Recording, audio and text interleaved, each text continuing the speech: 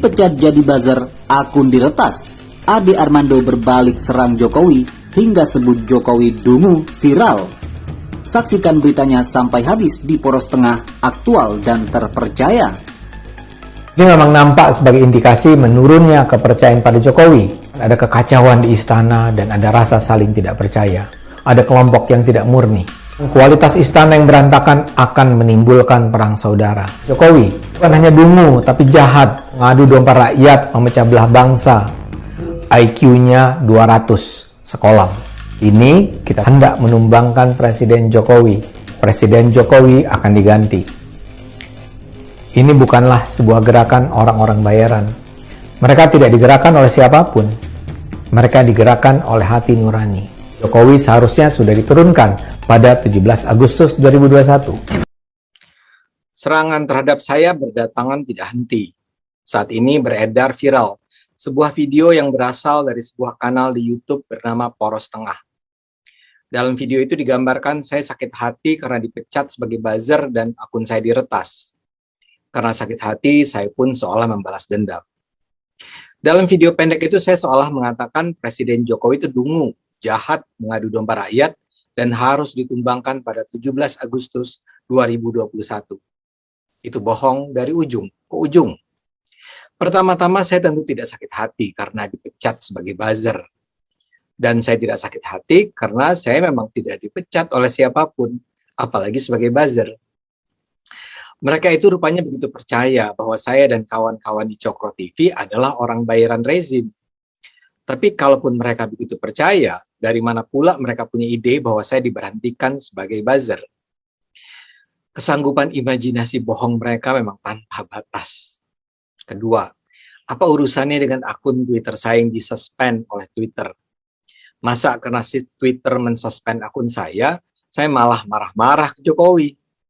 Dan terakhir, yang lebih penting juga, tentu saja saya tidak pernah membuat video yang menyatakan presiden itu dungu dan seterusnya. Buat saya sih cuma orang yang super duper dungu yang bisa menganggap bahwa Jokowi adalah presiden buruk yang harus segera diturunkan. Yang tampil di kanal Poros Tengah itu adalah hasil editan. Jadi mereka memenggal pernyataan-pernyataan saya dan disusun ulang sehingga seolah-olah saya bilang presiden harus diturunkan.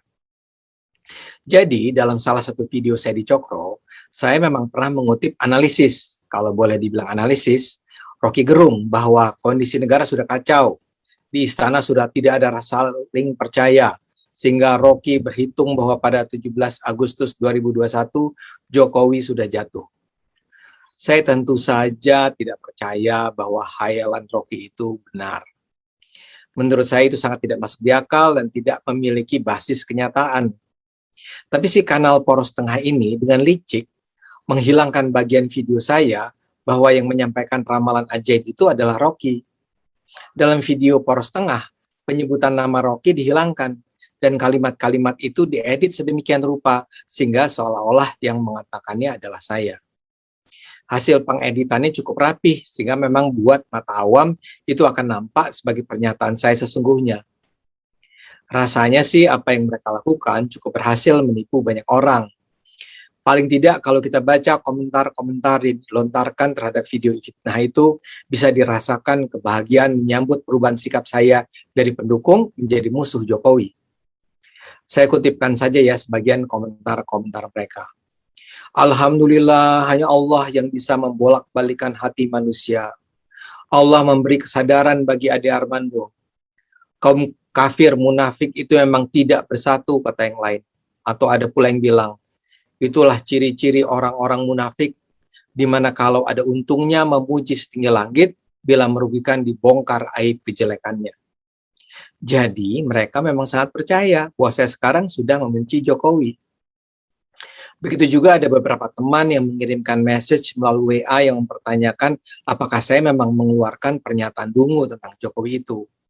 Tentu saja kalau Anda adalah penonton setia Cokro TV, Anda bisa segera menangkap kebohongannya.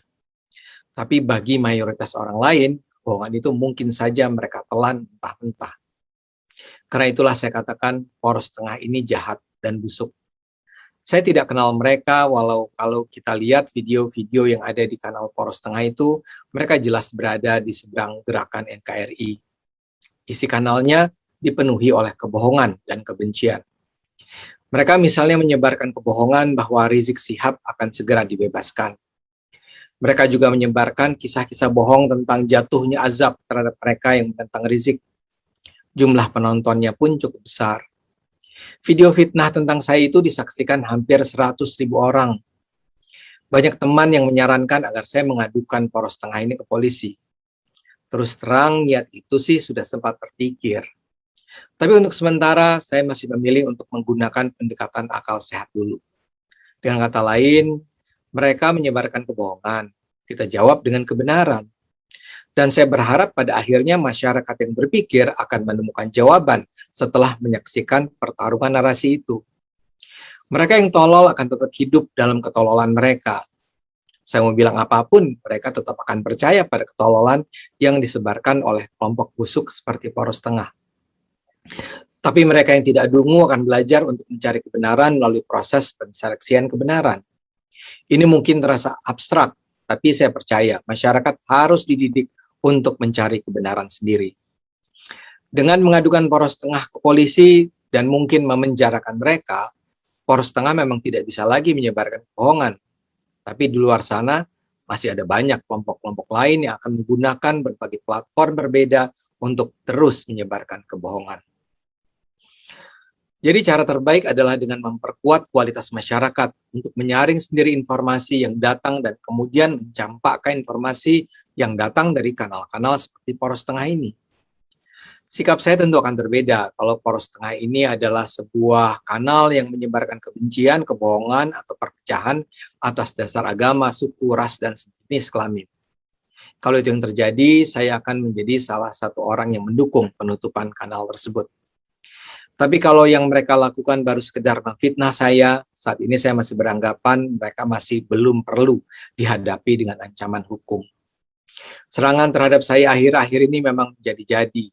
Sebelum kasus kanal YouTube ini, saya juga berusaha dipersekusi melalui pemblokiran akun Twitter saya. Kampanye untuk menghancurkan reputasi saya juga terus dilakukan, antara lain dengan menggunakan isu prank 2 triliun, tuduhan bahwa saya mengadu domba agama di masa Olimpiade, pelecehan terhadap saya dengan kata-kata kotor ketika saya membandingkan jumlah penderita COVID di Indonesia dan di Inggris, serta juga tuduhan bahwa saya mendukung pembungkaman kebebasan berekspresi dalam kontroversi BEM UI. Begitu juga ada petisi yang menuntut agar Universitas Indonesia memecat saya sebagai dosen.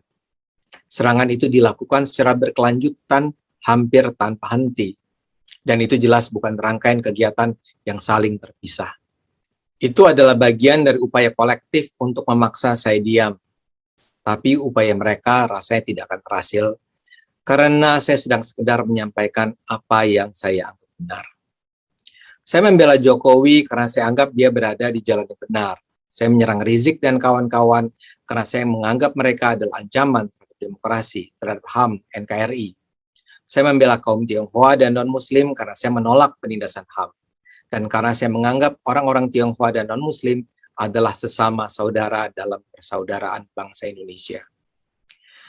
Kalau Poros Tengah masih akan terus membuat video-video baru yang penuh manipulasi, ya silahkan. Tapi saya percaya kebenaran